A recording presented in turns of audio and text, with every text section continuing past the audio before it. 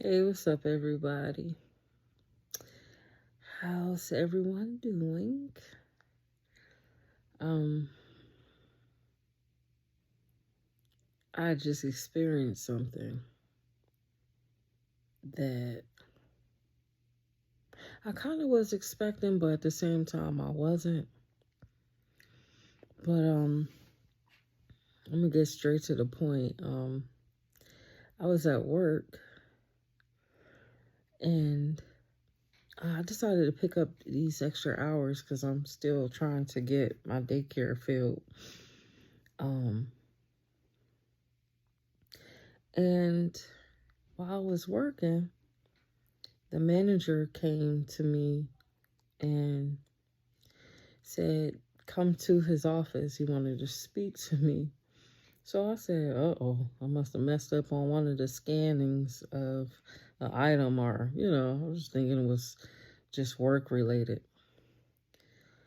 I go to his office and he said to me, he had another lady, well, he had a lady in there with him, and one of the leads.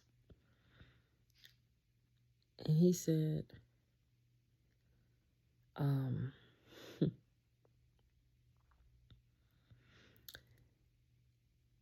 you are offending people by the things you're saying, and we can't allow that here. So I'm like, what? They said a coworker came up to them, a colleague came up to them, how he put it, and said some things that were said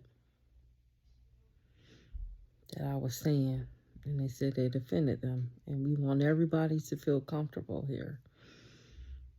And so I said to him, since I've been here, I've been preaching the word of God, giving people my testimony, letting them know how he set me free and how they can be set free, And I also said to him, like, there's a lot of people here that's hurting, and, a lot of young people.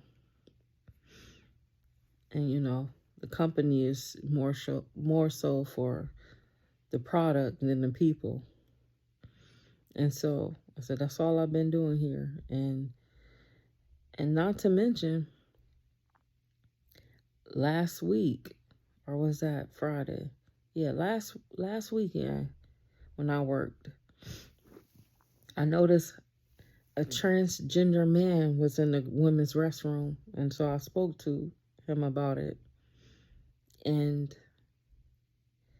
because I'm like, what the heck? Hold on, because I never experienced that. That it just like it threw me off because I'm at the sink washing my hands. This a big man too, with makeup on and long hair, and he's in the women's restroom. So I addressed my manager and supervisor, and they said point them out, but they've been there at that job for a good while. And I asked them, I said, how long you been here? I said, he's the only man that's here that's,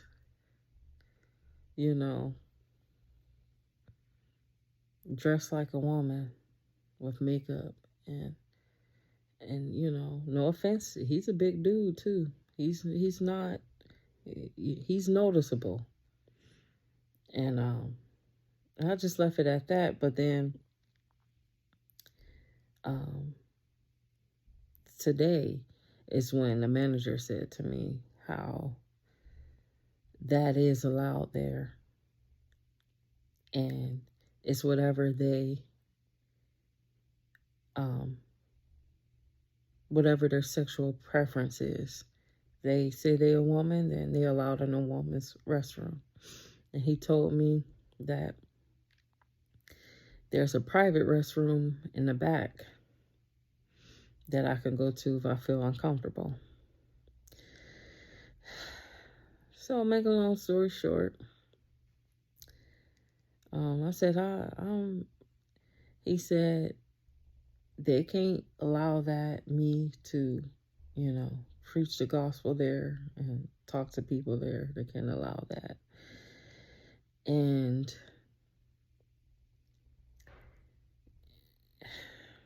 basically I said, I'm not going to stop preaching the gospel. That's what I was sent here to do.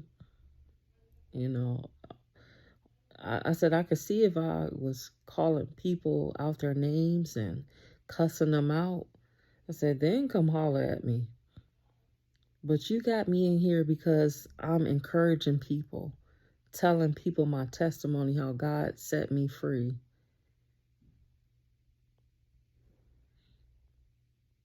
Like,